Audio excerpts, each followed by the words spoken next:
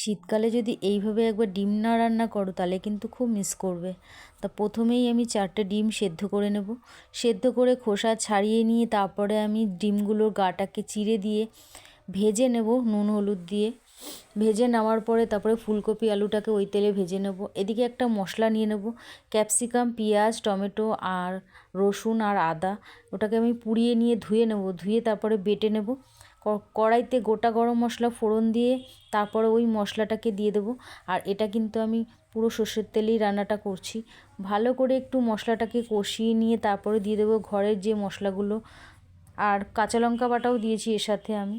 তারপরে হলুদ গুঁড়ো, লঙ্কা গুঁড়ো, জিরে গুঁড়ো, ধনে গুঁড়ো সব কিছু দিয়ে দিয়েছি, নুনও দিয়ে দিয়েছি। দিয়ে ভালো করে মিশিয়ে নিয়ে দিয়ে দেবো পেঁয়াজ কলিগুলো ওর সঙ্গে ভালো করে কষিয়ে নেব। কষিয়ে নেওয়ার পরে ডিম আলু ভেজে রেখেছিলাম ওটাকে আমি দিয়ে দেবো। দিয়ে ভালো করে ডিম আলুর সাথে মশলাটাকে আবারও কষিয়ে নেব। জল লাগলে একটু সামান্য জল দিয়ে দিয়ে কষিয়ে নেবে ভালো করে। আর মশলার যখন কাঁচা গন্ধ চলে যাবে একেবারেই, তখন তুমি গরম জলও দিতে পারো, ঠান্ডা জলও দিতে পারো। দিয়ে ভালো করে ফুটিয়ে নেবে। ফুটিয়ে নামানোর আগে একটু ঘি, গরম মশলা দিয়ে দেবে। এইভাবে একবার ডিমটা বানিয়ে দেখো, দেখো খুব ভালো হয় খেতে। রেসিপি ভালো লাগলে লাইক, কমেন্ট, শেয়ার করো।